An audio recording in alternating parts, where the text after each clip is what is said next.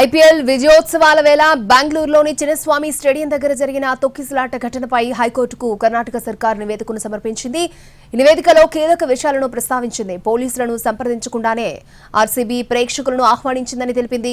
ఈ నివేదికలో విరాట్ కోహ్లీ పేరును కూడా ప్రస్తావించింది కర్ణాటక సర్కార్. తమ నివేదికను రహస్యంగా ఉంచాలని హైకోర్టును అభ్యర్థించింది కర్ణాటక సర్కార్. అయితే గోప్యతకు చట్టపరమైన కారణాలు లేవని పేర్కొంది న్యాయస్థానం. ఐపీఎల్లో 18 ఏళ్ల తర్వాత ఆర్సీబీ విజయం సాధించడంతో జూన్ 3న ఆర్సీబీ యాజమాన్యం విజయోత్సవ పరేడ్ పెట్టిందని నివేదికలో పేర్కొంది ప్రభుత్వం. అయితే ఇలాంటి ఈవెంట్ల కోసం కనీసం 7 రోజుల ముందే అనుమతులు తీసుకోవాల్సి ఉంటుందని తెలిపింది. అదే రోజు వేడుకల కోసం కర్ణాటక రాష్ట్ర క్రికెట్ అసోసియేషన్ చేసిన అభ్యర్థన తిరస్కరించామని చెప్పింది. ఇక చివరి వరకు ఆర్సీబీ విజయం సాధిస్తుందో లేదో తెలియకపోవడంతో పాటు వేడుకలకు ఎంతమంది వచ్చే అవకాశాలున్నాయి అనే దానిపై ఖచ్చితమైన సమాచారం లేకపోవడంతో అనుమతులు ఇవ్వలేదు అన్నారు.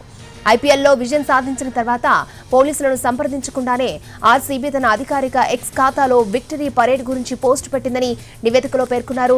చిన్నస్వామి స్టేడియంలో జరిగే ఈ వేడుకకు ఉచిత ప్రవేశమని కూడా ప్రకటించారని తెలిపింది. ఆ తర్వాత మరొక పోస్టు పెట్టి విరాట్ కోహ్లీకి సంబంధించిన వీడియోను పంచుకుంది అన్నారు.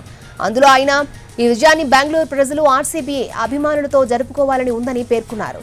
దీంతో స్టేడియానికి సామర్థ్యానికి మించి 3 లక్షల మందికి పైగా ప్రజలు తరలివచ్చారని తెలిపింది.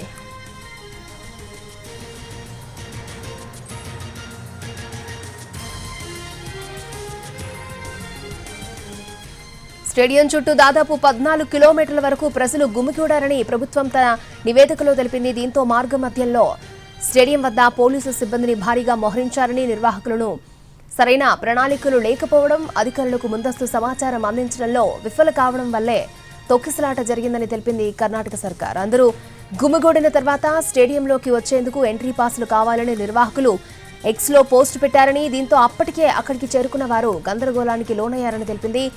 ఈ క్రమంలో నిర్వాహకులు గేట్లు తెరవడంతో తొక్కిసలాట జరిగిందని చెప్పింది. మరోవైపు 1, 2, 21 గేట్ నెంబర్ల వద్ద ప్రజలు బలవంతంగా లోపలికి ప్రవేశించేందుకు ప్రయత్నించగా పోలీసులు వారిని అడ్డుకుని ఉద్రిక్తతలను తగ్గించారని నివేదికలో స్పష్టం చేసింది. అంతేకాదు అంత జరిగితే వేడుకను రద్దు చేయకుండా కార్యక్రమాన్ని కుదించారని కర్ణాటక ప్రభుత్వం చెప్పుకొచ్చింది.